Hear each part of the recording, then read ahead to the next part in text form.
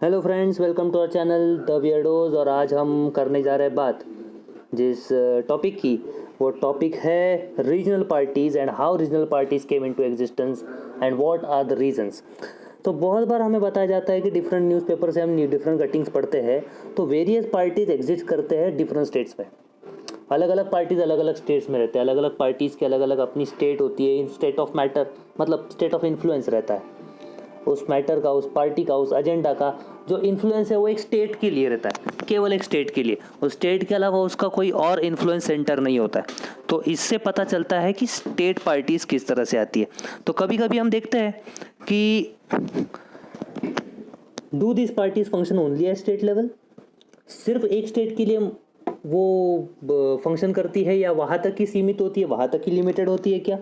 तो जी हाँ, या कुछ स्टेट लीडर्स होते हैं influence at the national level पे भी इन्फ्लुएंस कर सकते हैं, जिनका वर्किंग स्पेक्ट्रम है या वर्किंग वर्किंग सर्कल कहा जाता है, जिनका इन्फ्लुएंस सर्कल है वो शायद एक स्टेट हो, लेकिन फिर भी उनकी आवाज़ पूरे नेशनल लेवल पर सुनी जाती है, या पूरे नेशनल लेवल के पॉलिटिक्स को वो इन्फ्लुएंस कर पाते हैं। Why is it so? So with the help of such questions we will try to get information about various regional parties in India. अब ये मल्टी फैसेटेड अपना ये है स्ट्रक्चर है, अपना मल्टी फैसेटेड टाइप ऑफ, जैसा कहा जाए डेमोक्रेसी है, तो मल्टी फैसेटेड पार्टी है, मल्टी पार्टी डेमोक्रेसी है। सिर्फ एक पार्टी की सरकार हो ये ज़रूरी नहीं है। अगर एक पार्टी की सरकार है तो उस एक पार्टी को नहीं बोलेंगे नहीं नहीं नहीं तो अकेली सरकार नहीं बना सकती, दो चार पार्टी को एक साथ ला फिर बनाएंगे, ये भी नहीं है। अगर कोई एक पार्टी ह्यूमंगस मेजॉरिटी से जीत जाती है तो वो एक पार्टी बन जाती है सत्ताधारी।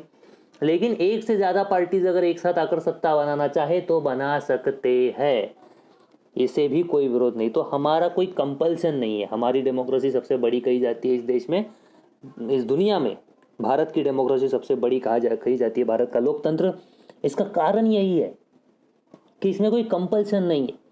आप चाहे तो कंबाइन कर सकते हैं, चाहे तो अकेले बना सकते हैं, बस नंबर चाहिए आपके पास। तो ये सब चीज़ें हैं। अब इंडिया बहुत ही multicultural, multi dimensional, multi state है अपने पास। हम यूनियन ऑफ स्टेट्स है, हम यूनाइटेड स्टेट्स नहीं है। हमारे पास कल्चर अलग है, हर 5-10 किलोमीटर में हमारी लैंग्वेज बदल जाती है, हर 20-25 किलोमीटर में खान पान बदल जाते हैं, और 50 किलोमीटर में विधि भी बदल जाते हैं। काम करने के विधि हो, अंत्य विधि हो, शादी की पद्धतियाँ हो, सब बदल जाती है। अब एक कल्चर में इतने सारी चीज़ें हैं, हमारे पास अलग अलग उपासना पद्धति वाले लोग हैं, अलग अलग वर्शिपिंग मोड वाले लोग हैं, हमारे पास अलग अलग धर्म के लोग हैं, सब जगह पे विविधता है। अब ये सब हुआ रिलीजियस, सोशल, जोग्राफिकल भी तो है। महाराष्ट्र में जाते हो, महाराष्ट्र की लैंग्वेज अलग, महाराष्ट्र की जोग्राफी अलग, महाराष्ट्र के प्रॉब्लम्स अलग। मध्य प्रदेश में जाते हो, मध्य प्रदेश की जोग्राफी अलग, प्रॉब्लम अलग, वर्किंग अलग। कर्नाटक में जाते हो, कर्नाटक की लैंग्वेज अलग, कल्चर अलग, वर्किंग अलग।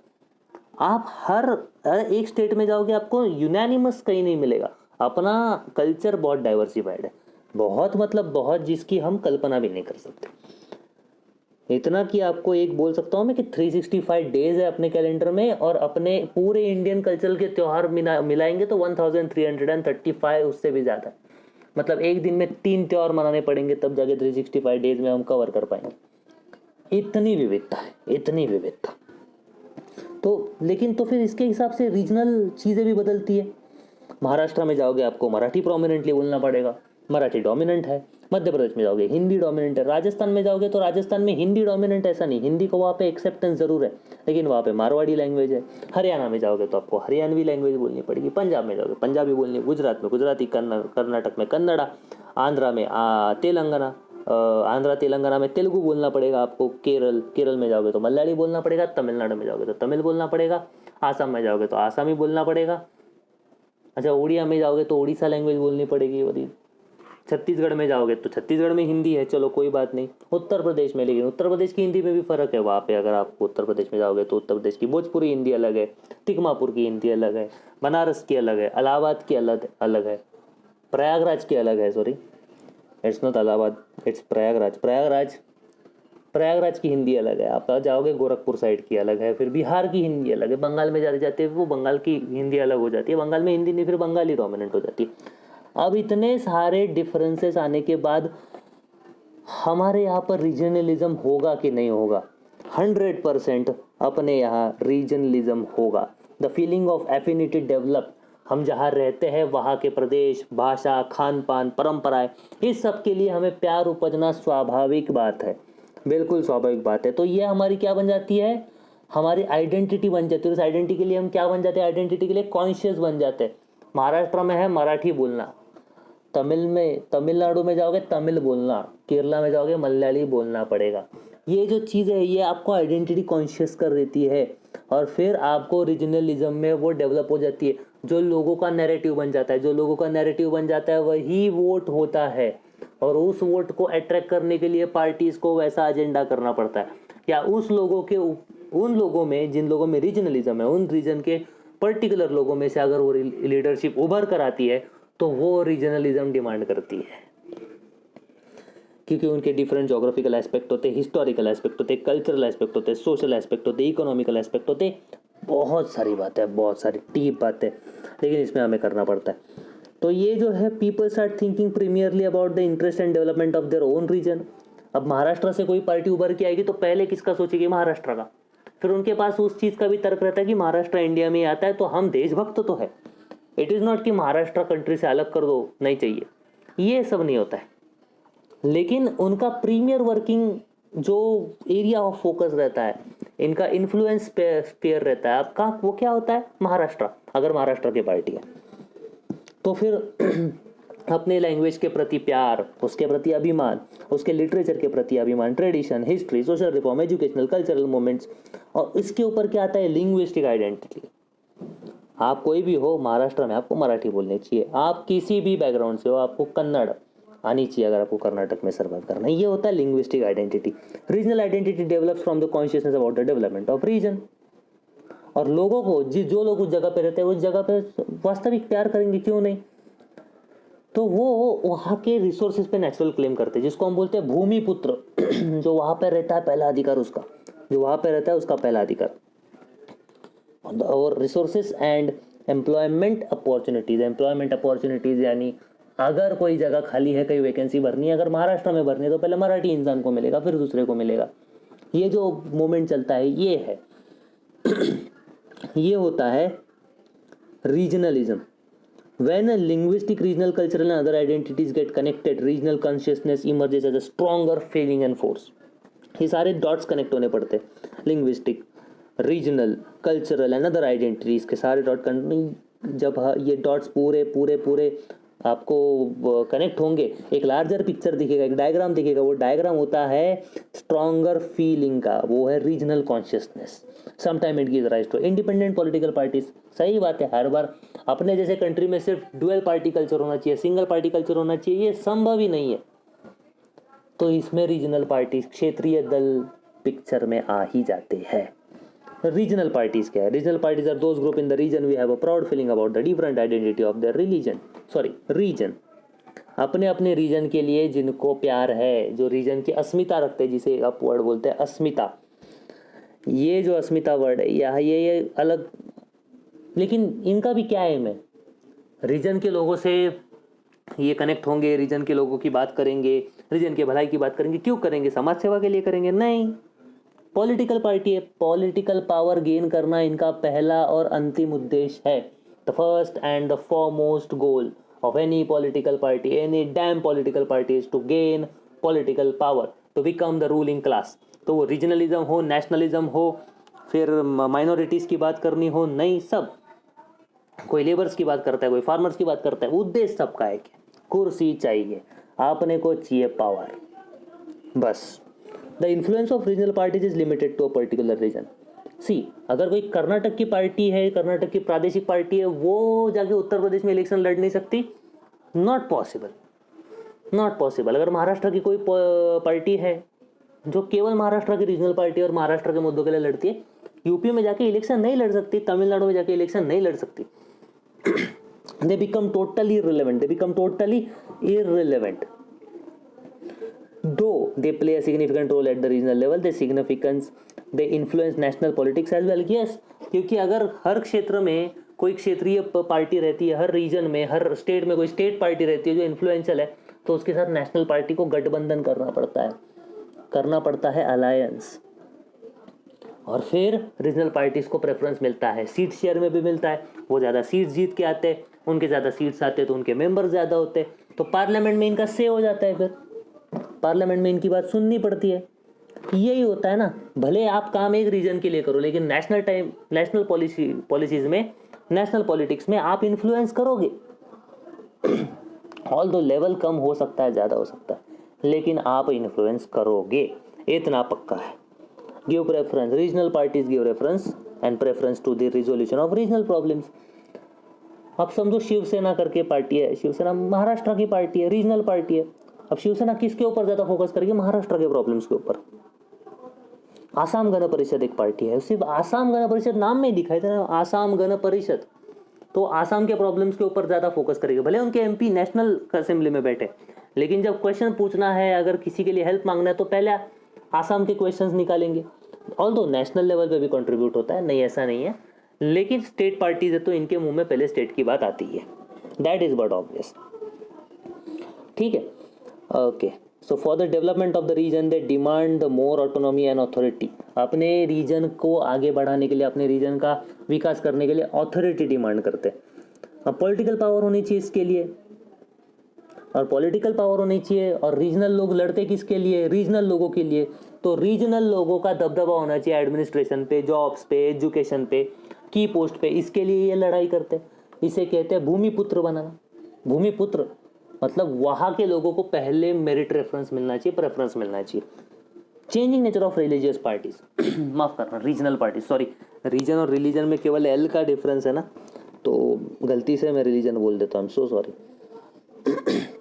Moving on, changing nature of regional parties in India. पहले तो रीजनल पार्टीज ने सेपरेटिस्ट मूवमेंट ही तैयार कर दिया था, जैसे कि साउथ में डीएमके कॉजेज द्रविड़िस्तान चाहिए हमको। We are not Aryans, we are not Hindus and we are different from this culture. Our gods, your gods are not same, we all are different, so हमें, we are not that rest of India, we are different from India. So हमको, हम द्रविड़ है, हम द्रविड़ है तो हमको द्रविड़िस्तान चाहिए। ये साउथ तमिलनाडु में हुआ। This leads to DMK, Dravida Munnetra Kazhagam. ये डीएमके की मांग हुआ करती थी उनके अर्ली डेज में। बाद में पंजाब में जैसे रीजनल पार्टीज का नाम बढ़ा, उसके बाद एक मांग ये भी हुई कि खालिस्तान, सिखों के लिए अलग से देश चाहिए, उसका नाम खालिस्तान। वो मूवमेंट हुआ 1984 में, ब्लू स्टार ऑपरेशन हुआ, Indira Gandhi also died, Bhindranwale died, this all is part of history. But ये चीज़ें थी कि फिर हमको हमारी अलग से कंट्री चाहिए, नहीं चाहिए अपने को कंट्री में नहीं रहने का है, अपने को देश में एक साथ नहीं रहना है, क्योंकि अपने को नहीं मिलता है ऑटोनॉमी। अपने को क्या नहीं मिलता है? ऑटोनॉमी, लेकिन हमको ऑटोनॉमी चाहिए। तो इन्होंने पहले तो सब एक्सट्रीम पे चले गए।